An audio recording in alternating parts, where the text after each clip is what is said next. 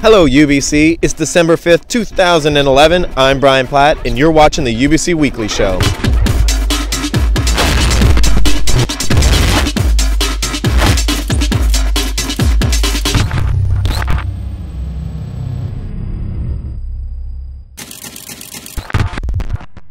This week in sports we have hockey. UBC crushed Lethbridge in back-to-back games. And yeah, that's about all that happened this weekend. In this week's news section, there's a story about the AMS deciding to leave CASA, the Canadian Alliance of Students Associations. This week is the 70th anniversary of the attack on Pearl Harbor. To look back at that, we're examining UBC's role in Canada's defense during the Second World War, as well as how the UBC reacted to all the events that were happening on this campus and this province during that time. This week in the culture section we have a look at an interactive documentary by a UBC alum and a list of Christmas movies that you should be watching over the break. And now it's time for Brian Platt. Brian Platt, it's history time with Brian Platt. That's me.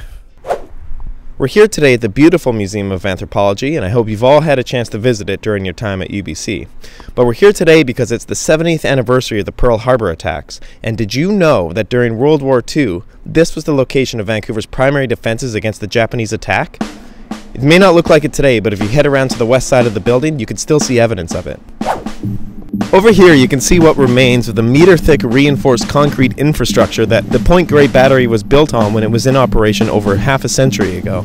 This circle structure is one of the 3 gun emplacements that held the big anti-ship guns to protect Vancouver's harbour against any enemy surface vessels that came in. Underneath the gun emplacements were large bunkers that stored ammunition and communications equipment. They were all connected by an underground tunnel that still exists today. Off to the side, you can see what they called a bursting pad. That sat over top of the ammunitions room. It was really thick concrete and it was meant to protect the ammunition from any enemy shells that landed on the position.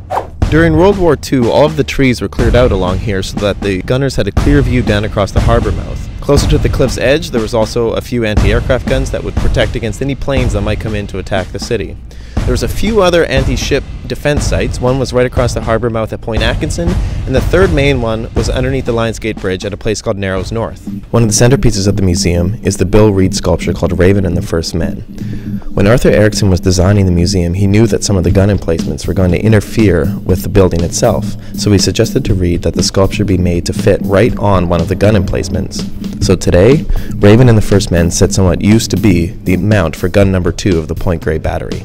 This is one of the search towers that was attached to the Point Grey Battery. You can find 2 of these today down on Tower Beach. When the fort was in operation, there was a 3-story battery observation post, and soldiers would stand up there with binoculars attached to a rotating base. And when they turned the binoculars, the searchlights would turn automatically with them. They were coordinated. The lights were so powerful that anything poking up out of the water was instantly visible, even something as small as a periscope from a submarine. All night, these light beams would be crisscrossing across the water, searching for anything entering the harbor. Today, the towers are nicely decorated, but they're also boarded up. That's because the nudists kept peeing in them. After the fort was dismantled, the university used it for a little while as overflow student housing. During that period, it was known that on occasion, the students would go into the tunnels to have big underground parties, literally.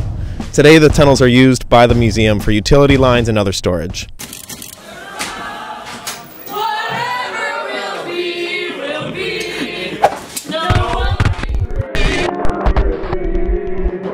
No, I haven't. No. I've actually seen him for like a split second a couple days ago. I have no idea about that. I've never heard of it. I saw him on Friday, yeah. I came around. And there were a bunch of them. Yes, I saw them. One of them gave me chocolate. Just, I don't know what they're doing though. I wasn't sure what the purpose was. Oh, they were loud. Loud. They came in one of my classrooms. I think it was a math room. And yeah, and they were alright, I guess. Want to win 2 lower bowl tickets to the Vancouver Canucks versus Minnesota Wild on January 4th? Who was the first Vancouver Canuck to score 30 goals in his rookie season? If you know the answer, email fpereira@interchange.ubc.ca with your name, student number, and answer before noon on December 8th for your chance to win. Well, that's all for this week's show. I'm Brian Platt, fighting the Red Baron. since 1918.